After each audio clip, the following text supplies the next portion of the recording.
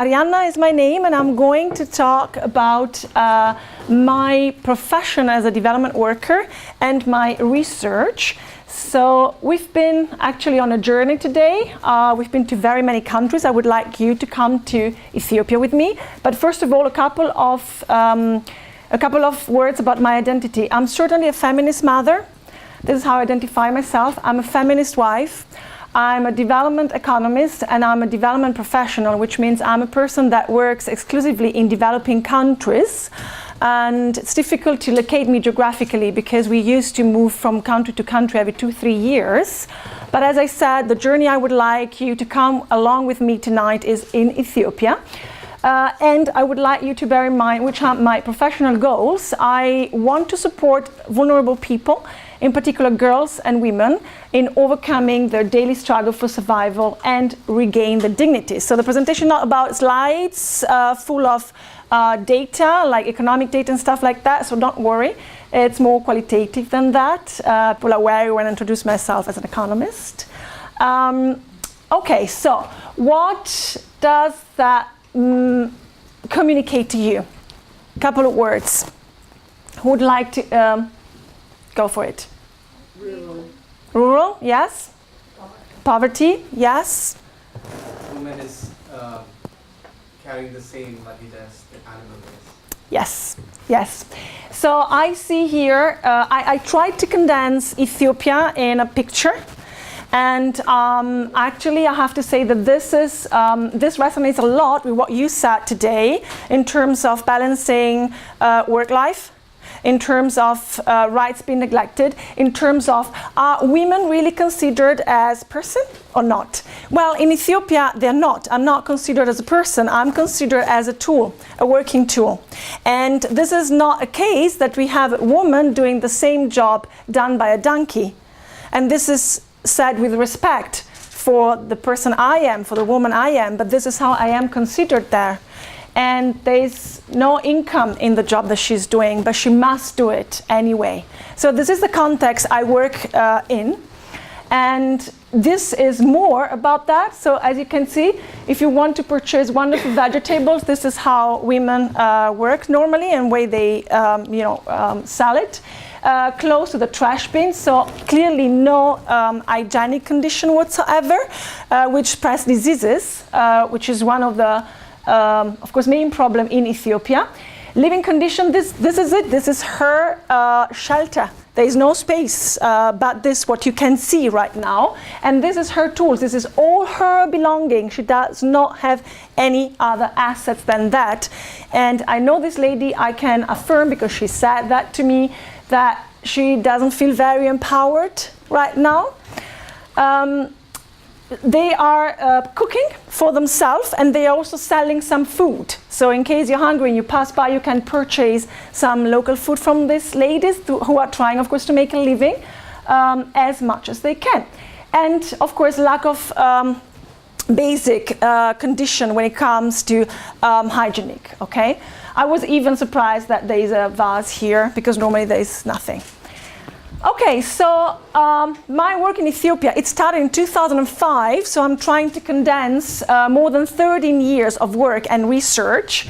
And I start with the premises that, of course, education for girls and women can help break the cycle of poverty, boost the economy, and improve health, and affirms the human rights and dignity of women. So I'm not telling you anything new here. You know what we are talking about clearly. I started in 2005 with all my, good wishes and dreams, and I decided to do that. So to help women educating themselves. So education and rights for a lot of women. You can see here some of them. They are represented in my paper, represented in this presentation. I've been video recording many of the interview I went through. I can't really show them all because those women are subject of violence and they don't want the perpetrators to continue to persecute them. Even the names are like a fiction's name. But yeah, what I wanted to focus on when it comes to education for women is, for instance, we work on teachers. We try to educate and improve the knowledge of teachers. Yasmin is a water and sanitation engineer. She was serving with me life condition of people in a place called Harar at the border with the Ethiopian Somaliland.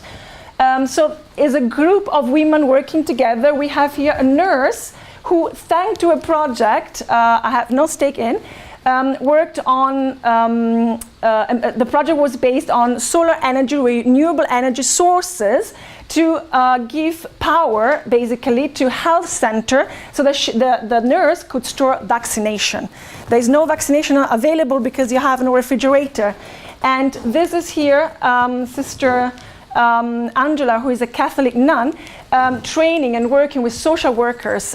She's represented here not because I'm a particularly religious person, but because in my almost 15 years of career in developing countries, I met missionaries who know about development work internationally more than myself, more than people that have been doing this for decades and decades and decades. So I have respect for them, and very often we collaborate.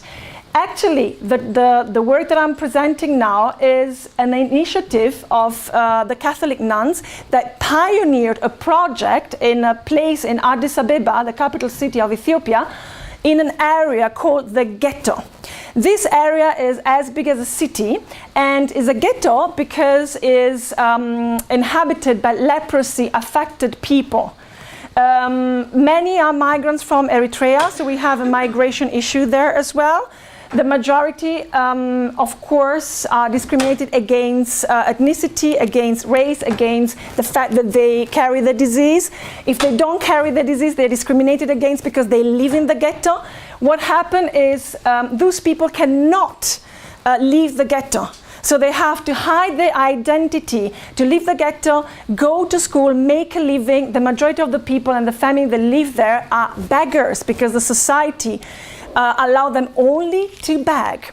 So we started with this. As I said, these are some of the interviews that I carried out. And let me read it with you.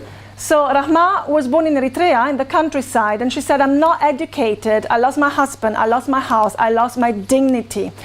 When I was young, I did not want to give birth, given the situation for girls in my country.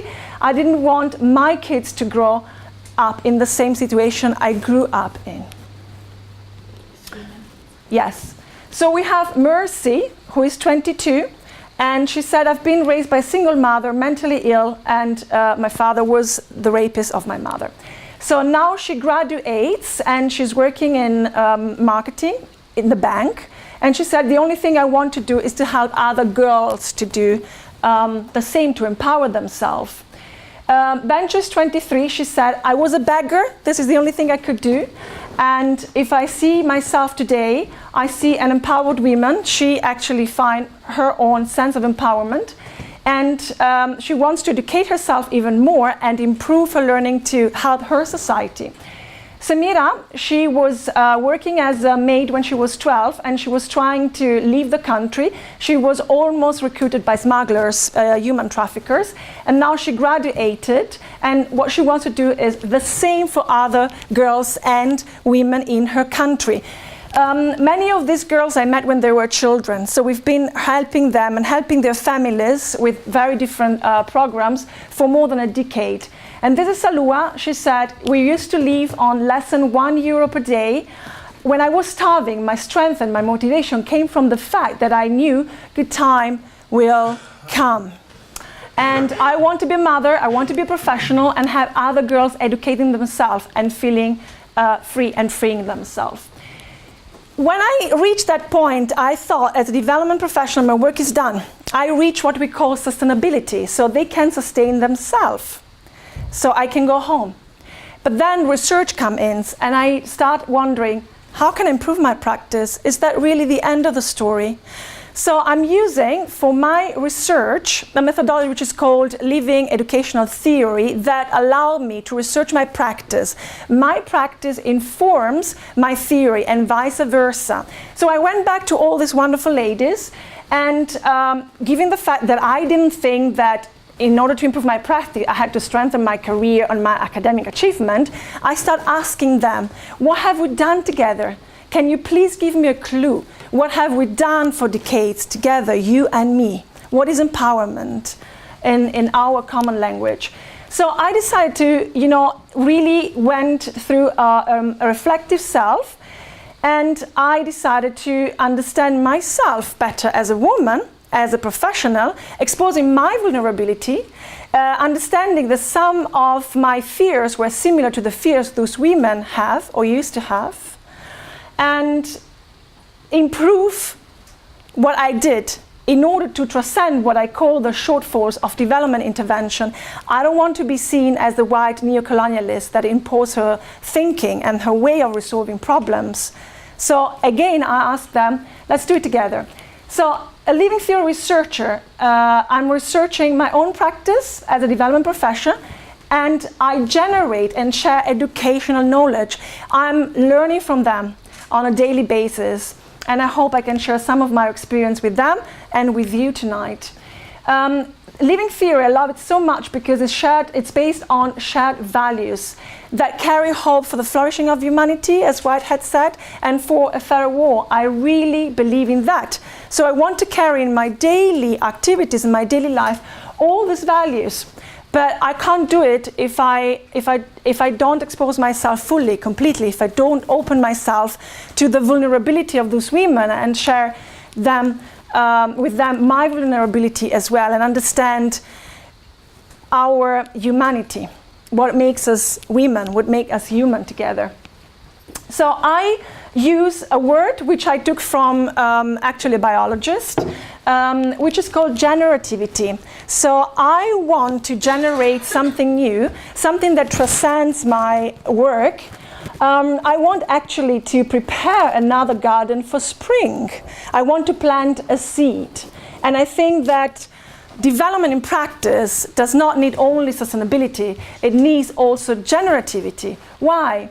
Because I am not able to help these girls anymore. Although I'm still operating in Ethiopia, I'm not responsible for them, and even if I was, I could not help them. But the girls you saw, the girls we helped, through the interviews we had together, stress the fact that they all want to commit, and they are already committing to the next generation. They're generating something new from what we have been doing together. So this is not the end of the story. This is the beginning of a new garden that is preparing to blossoming, and this is what I call generativity, and this is what, in my opinion, I want to carry into my studies, into development work, into development studies, because this is what is missing. And to conclude this, well, this is not a conclusion, because as long as I will be able to work, I will be able to research. So there's no conclusion, there's my best knowledge to date. But I want to leave you with one of my best quotations. There is a very special place in hell for women that don't help other women. And I love it so much. Thank you.